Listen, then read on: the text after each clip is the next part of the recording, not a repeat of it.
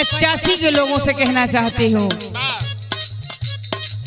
अपने मूल निवासियों से कहना चाहती हूँ कि बाबा साहब भीमराव अंबेडकर साहब जिन्होंने अपने मुल्क, अपने मूल निवासियों के लिए सभी लोगों को चलना सिखाया, लोगों के बीच में बैठना सिखाया, पढ़ना सिखाया, देश का अधिकार देने का काम किए, संविधान बनाने का काम किए।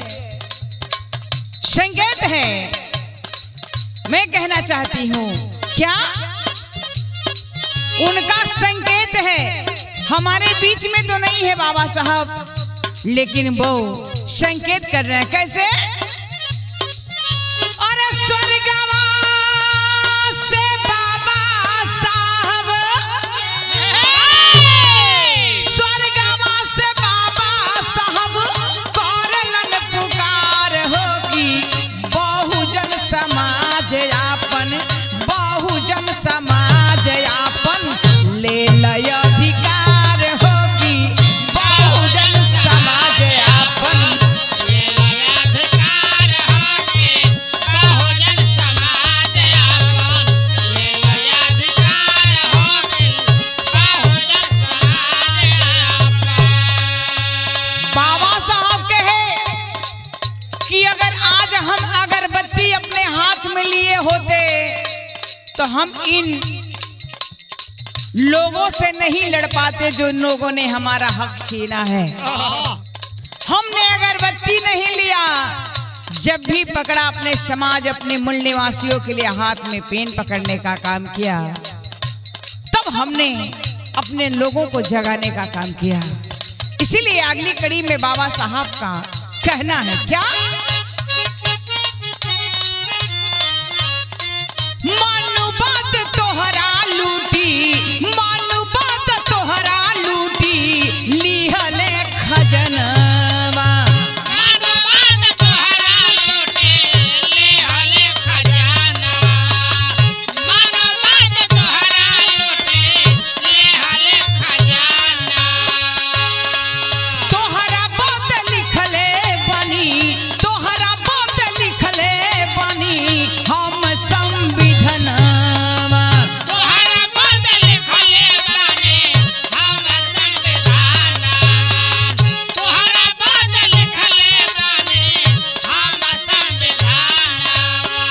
कोरी हा हिफाजत लूटे, कोरी हा हिफाजत लूटे, पावे ना गंवार होगी, कोरी हा हिफाजत लूटे, पावे ना गंवार होगी, बहुजन समाज आपन, सर्वजन समाज आपन ले लय अधिकार होगी, बहुजन समाज आपन ले लय अधिकार होगी, बहुजन समाज आपन ले लय अधिकार होगी, बहुजन समाज आपन। बाबा साहब कहीं और कोई छोटा नहीं, कोई बड़ा नहीं, कोई हिंदू नहीं, कोई मुस्लिम नहीं, ये हम लोग पाखंड में आकर पाखंडियों ने ये जात मजहब बनाने का काम किया,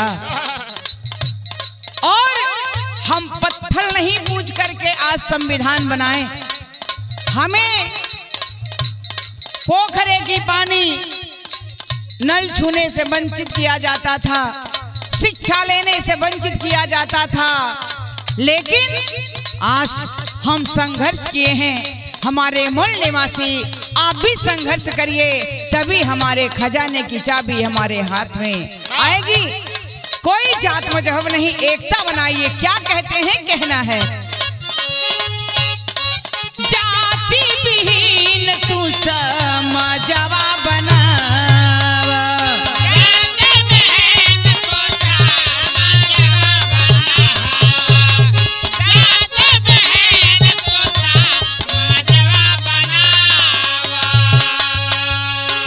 आपस में भाईचारा एकता बना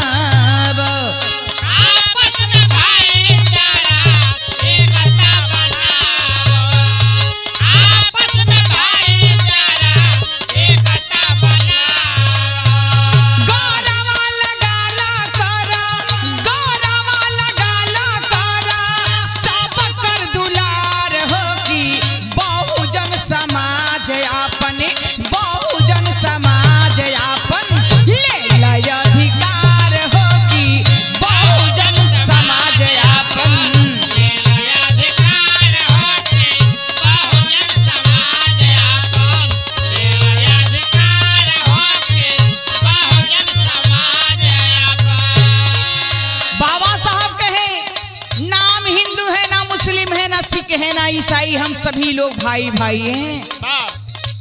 हमें जहां से हमारा अधिकार मिलता है, उन्होंने कहा, बाबा साहब भीमराव अंबेडकर साहब ने कहा कि शिक्षा एक ऐसी शेरनी का दूध है, जो पिएगा वही दहाड़ेगा।